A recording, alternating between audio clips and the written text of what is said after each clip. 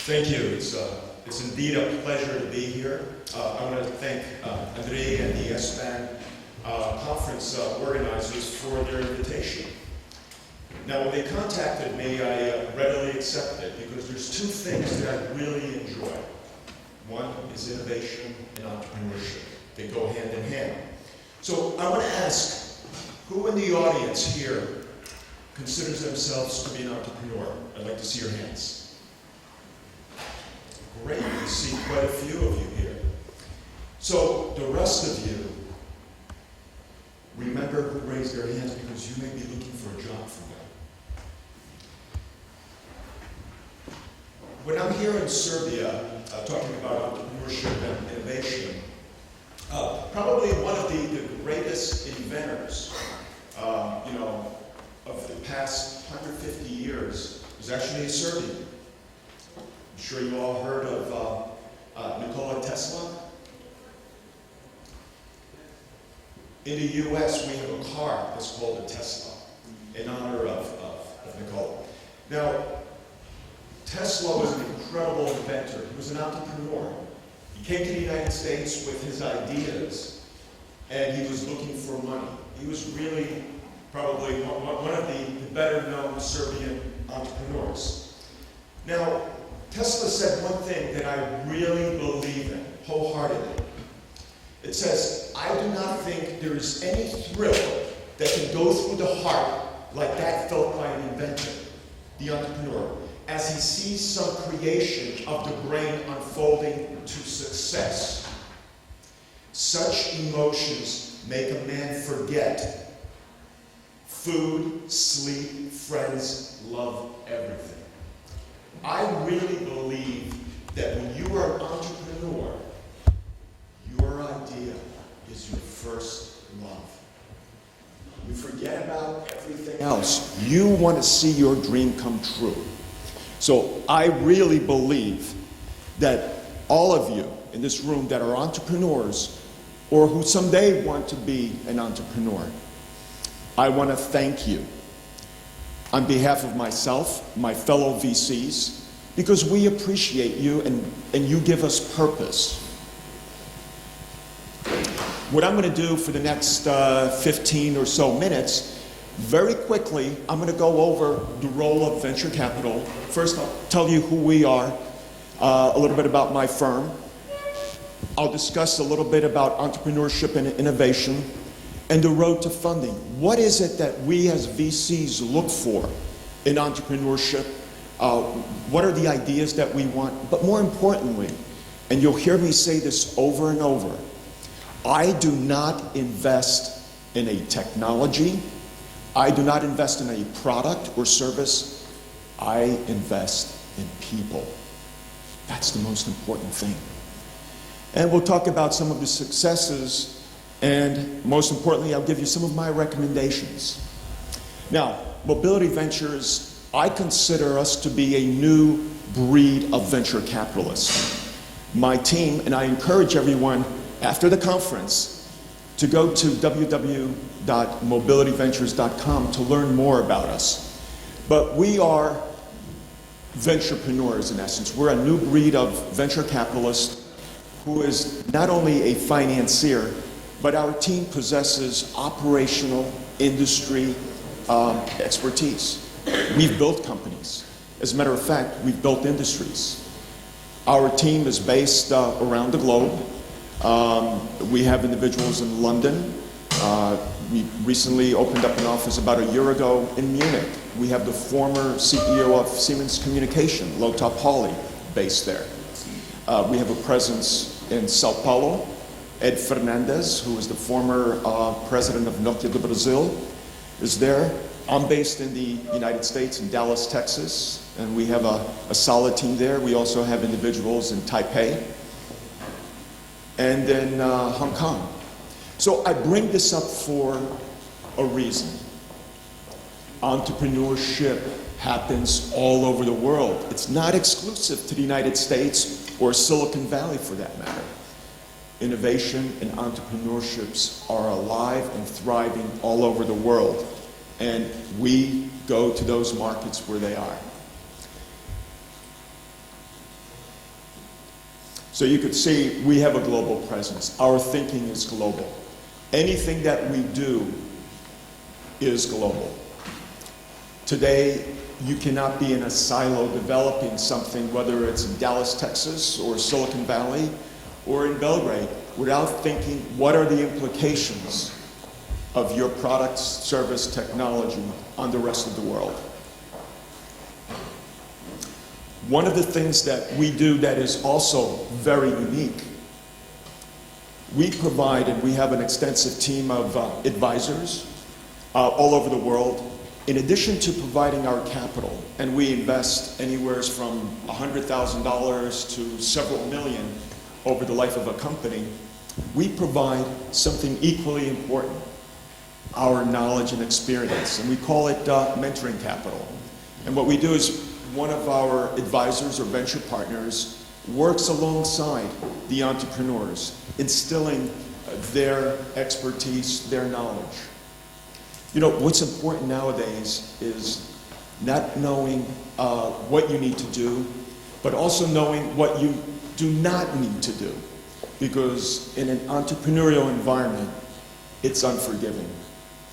The more time you need, the more money you need. And the more money you need, well, the venture capitalists are thinking, can they really deliver? But more importantly, your customers will question whether you'll be able to deliver. Now, we all know that large companies, eventually they will deliver their products. But when you're a small, young startup, there's a lot of risk. So at the end of the day, you have to do what you say you're going to do. And with our mentoring and guidance and so on, we help you through that and navigate through that process. Now, we've had some successes, and I'm just going to highlight a couple. We've invested in nothing more than a PowerPoint idea, a concept. A couple individuals with an idea. And we've grown those to be very large companies. Companies like Spatial Wireless, which was a pioneer in soft switch and media gateway. Today, you take that for granted. I know everybody in this room is probably has a smartphone, and you're looking at YouTube and you're uploading videos and so on. And Spatial Wireless's technology enables you to view that rich media experience. Today, it's part of Alcatel-Lucent. Another company that I'm equally proud of was a company called Now Public. It was the only company I ever invested where the founder came to me, and I knew the founder. He was a serial entrepreneur, and said, you know, I have an idea, but I don't have a business plan. Give me $500,000. And it was the only time in my life that I trusted the individual, and I did that. Leonard Brody grew Now Public to be the largest crowdsourced media site in the world, a citizens journalism site. So you're out in your city and something happens. You take your camera phone, you snap a picture, and now you become a reporter. You become a journalist, and you're sharing whatever happened with the rest of the world.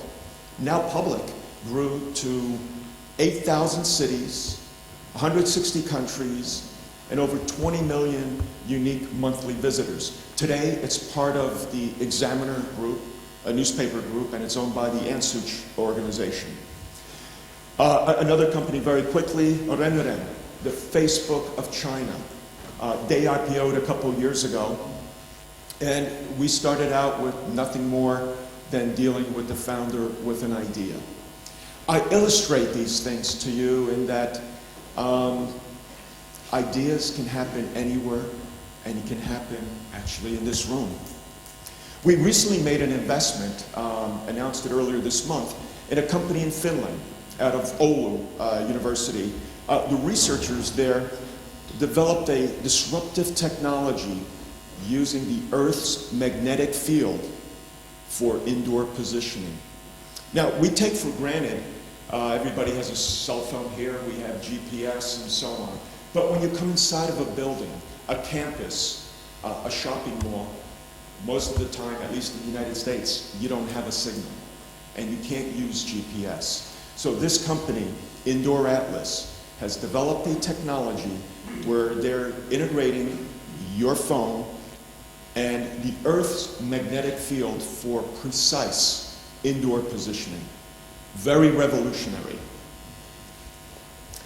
So we focused on, the name of our firm is Mobility Ventures, and we focus on Mobility Ventures because it's a multi-trillion-dollar opportunity. And it's not just about cell phones, it's about connected devices. It's about the smart home, smart utilities, intelligent transport. It's a lot of things. Mobility and wireless touches every aspect of our life today, and there's not an industry that is not impacted by it. There's a lot going on today with mobile health and mobile, excuse me, and mobile advertising.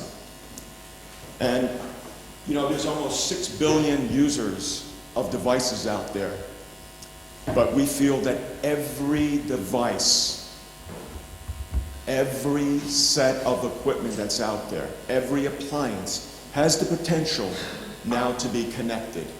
And we're talking billions of devices. We play across the entire ecosystem. So I've invested everything from semiconductor components to application software systems, etc. It's pretty large. Historically, over a 10-year period, you're looking, and this is cumulatively, this is all of the firms. In 10 years, $34 billion was invested and $54 billion was harvested. Today, mobile in the United States makes up 46% of overall VC investments. Very impactful. Now, I want to touch on a couple of things. There's a misconception about venture capitalism. In the United States, we had an election last year, and there was a guy running who was an ex-venture capitalist, and people were very negative. And I don't know what the impression here is in the United States. They said, you know, capitalism is bad, it's evil. They say, you know, it's vulture capitalism. They say very bad things about capitalism. But I want to tell you something. Venture capital is about deploying high risk intelligently. Venture capitalism creates jobs. If we look at the companies in Silicon Valley, some of the largest companies, Google and so on, they were venture backed. Apple, venture backed. Starbucks Coffee, venture backed. Groupon, venture backed. Facebook, I mentioned Tesla, Amazon. These are all companies that were venture backed. They've created jobs. Large companies consolidate, they lay people off. Startups create jobs. And I cannot stress enough how vital the success of an economy is to the venture capital industry. Venture capital creates jobs. Now, a very famous entrepreneur and investor, Vinod Khosla, said that entrepreneurship is about those individuals that dare to dream dreams and are foolish enough to make those dreams come true. Sometimes you have to be a little crazy to start a company. But I believe that entrepreneurs are dreamers who do. They have imagination, they have creativity, and they realize that the only way their vision will come true and become reality is if they make it happen. You have to have courage, you have to have guts, and you have to have that courage to overcome your fears and passion to succeed. Now, I will tell you this, the time that we're living in right now is the most exciting time in the history of mankind. Think about it. This is the most exciting time. We're in the golden age of innovation. Think about what has happened in the past 100 years. Now, innovation was traditionally thought of as a part of the American culture, but I can tell you, it is a global culture. In the past 25 years, we have the internet. Access to information like never before in the history of the world. We have cell phones. We have computers, fiber optics, emails, the list goes on and on.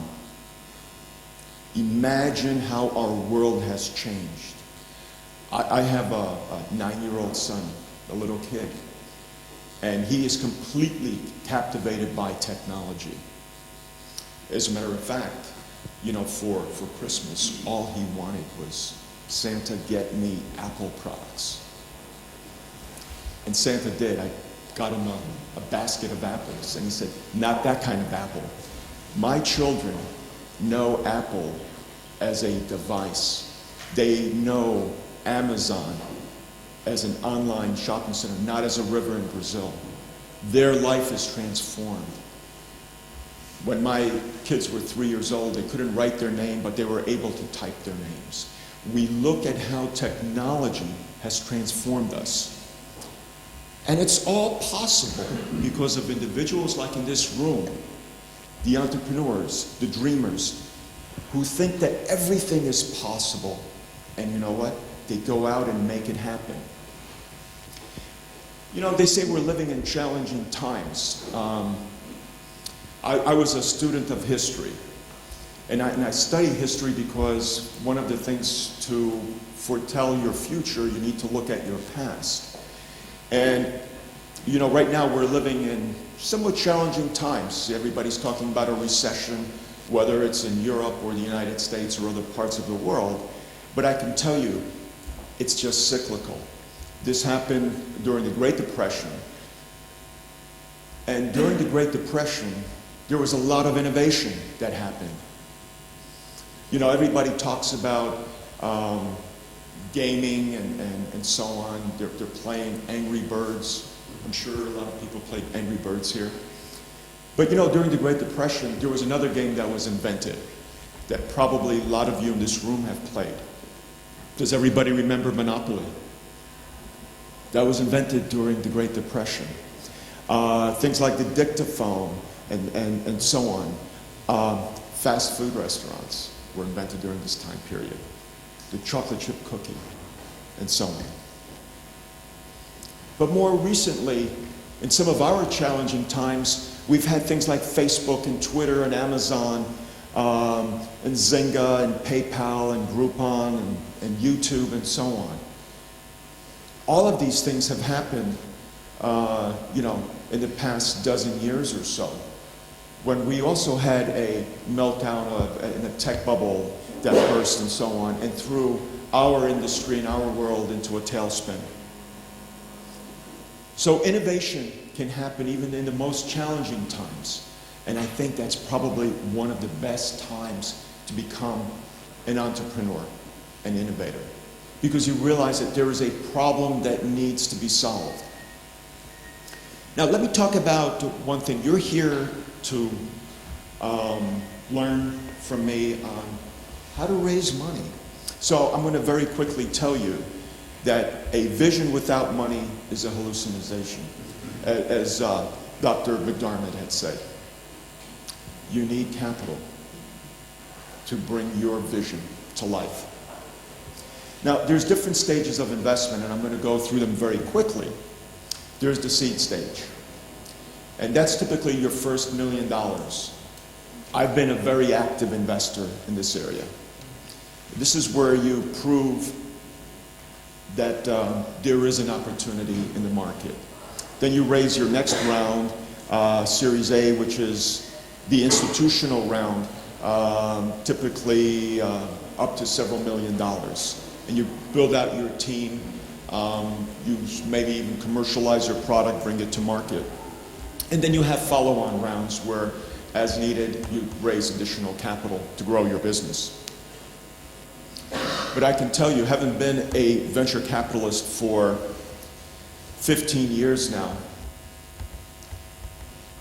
the world's different than it was in the late 90s. In the late 90s, which was an incredible time, just an idea was able to go public, and people raised a ton of money.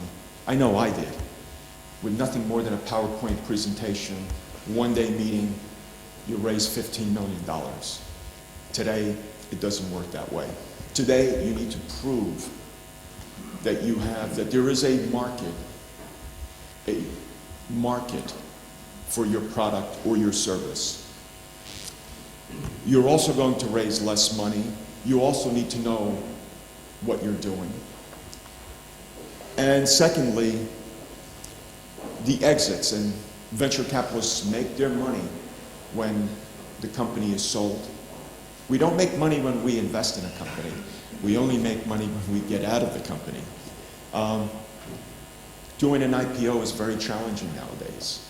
So what you have to do is make sure that you grow your business.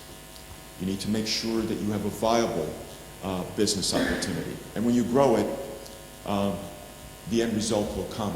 But it's not going to be like it was in '99. You're not going to have multi-billion-dollar exits for nothing but an idea. Now, there's also, things have changed since '99. The time and cost to develop, launch, and grow and exit a business have changed. It doesn't take as much capital. I remember there were IT companies that were building websites for $1 million in those days. Imagine paying $1 million for a website. Today, you could get it for free. In some cases, they'll send you a template and a hosting company will give it to you for free. The world's different since '99. You also have people like in this room that are smarter. They're more in tune with what's going on. They're connected. They're able to share their information. And it's a different world from '99. So one thing that I want to stress, and I think you've heard me say, I as a VC back teams. I invest in people, but I back people who perform, who execute. Your plan is nothing but a marketing tool. The presentation will trigger a conversation with us. We look at what you've done, but more importantly, the plan is just a set of milestones that shows us that you're on the path to exit, or I should say, a path to profitability, then exit. Now, what makes a successful entrepreneur? To be an entrepreneur, as I was saying before, requires courage. You have to be innovative. You have to be a person of action. You have to be autonomous. You have to be able to do things on your own. It takes determination, leadership, creativity, self-reliance, and the ability to adapt. Those are wonderful traits. But is the possession of these traits enough to be a successful entrepreneur? I think that to be a successful entrepreneur requires one key ingredient. And that's something, my dear friends, that you can't learn by taking a course. You can't read about it in a book. It takes experience. That's the key thing. It takes experience. Because as I said, one of the key things here is that you have to know what not to do. And I think that when you work with VCs, not only my firm, but the other firms, they will help you learn what not to do, so you don't make those mistakes over and over again. It's experience. Now, I'm a big fan of Peter Drucker. When I went to school, this was the Bible that I read. Peter Drucker, and of those of you that don't know Peter Drucker, he is the father of management. If you go to business school, you will be reading about Peter Drucker. At least he did when I went to school. And Dr. Drucker said, opportunities are about creating value, not just lowering costs. And I hear this from a lot of entrepreneurs. We're going to reduce the cost by 40%. That's not value creation. The failure of some entrepreneurs who believe they haven't come to the right cost is that they really haven't communicated the right value proposition. What we look for in an opportunity, investment opportunity, are opportunities that have substantial market opportunities. We don't look at an opportunity that can be a good small business. We look at opportunities that can scale across geographies. If it works in Serbia, it should work in Dallas, Texas, or Sydney, Australia. We look for strong teams. You have to start off with a strong team. You need to have a market or customer need. There's a lot of times I work with great technologists. They will develop a wonderful technology that's looking for a marketplace. I'm an anthropologist before I'm a technologist. I study market needs, how people interact and live their lives, and how I can make their lives better, simpler, more productive, more enjoyable. We look at industries and how can we create a disruptive technology. Just like I mentioned, the indoor atlas. They're using the Earth's magnetic field. The magnetic field is around us. It doesn't require an infrastructure. We look for things that are disruptive. We look also for intellectual property. Can we get patents on it? Can we create a barrier to entry? Obviously, we want an edge. In everything that we do, we want to have an edge over somebody else coming in and trying to replicate it. But most importantly, we also want to make sure that there is a tremendous market potential. Now, our process for evaluating investments, it says, happened as short as 2 weeks, where Leonard Brody came to me and I wrote that check because of his track record. But more realistically, it takes 3-4 months to do a thorough due diligence on the opportunity. And when we look at opportunities, we look at it from a global perspective. Is someone else doing this somewhere else in the world? Now, I deal with a lot of technologists, and everybody has great ideas, but I can tell you, having an idea is not enough. I illustrate this because everybody uses the mousetrap as an example. There's hundreds of ways of getting that mouse, but the key thing here is the market is looking for only one thing. They want to kill the mouse. They want to capture that mouse. And every single one of these points here illustrates that there's many ways to do it, and all of these ways are unique. And that's one of the issues that sometimes entrepreneurs come up with. They are so fixated on their way that they forget there's other ways of achieving the same result. So one of the things that I really encourage is that good ideas are not enough. Being the first to market is a false sense of comfort. We all know that Google did not invent search. There were many, many companies before them. The Yahoos, the Alta Vistas, the Excites, and so on. But Google just did it better. The business idea is worthless unless the entrepreneur behind it is willing to execute. And that's the key thing, execute, doing it. So the foundation for success, before anything else, getting ready is the secret to success, says Henry Ford. It all starts with the management team. We always look at the management team because the management team are the guys that are going to be executing. Then we look at the market size, the opportunity, the scalability. We look at customers. Are they ready to buy this product, this technology, this service that you're doing? What's unique? What is the value proposition of that product or service? And we want limited competition.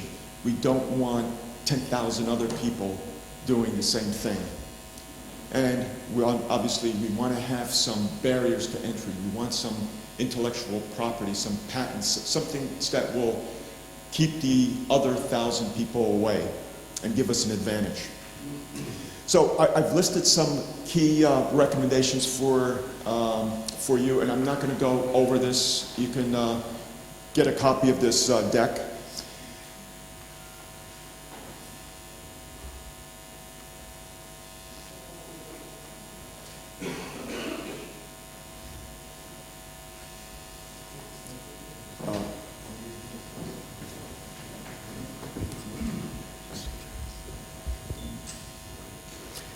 I also listed some ways of what not to do when it comes to dealing with VCs. So you'll have that in your packet as well. The things that we're looking for in a presentation, 12 to 16 slides. And I'm giving you some tips on how to be successful. But probably the most important one is never to give up. Ups and downs will occur through any cycle, and we've gone through very challenging times. But I will tell you this, anytime you're faced with challenges, it's a time of opportunity. It's all about vision, and I believe the vision, the next Silicon Valley is not a location, it's a platform. And it's a community on the internet.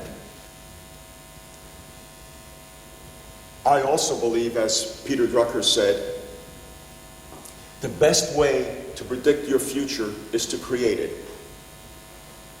You don't have to be Steve Jobs to be an entrepreneur. I believe that entrepreneurs can change the world. You're never too old to dream a new dream. And the words of the Nike commercial, just go out and do it. Thank you very much.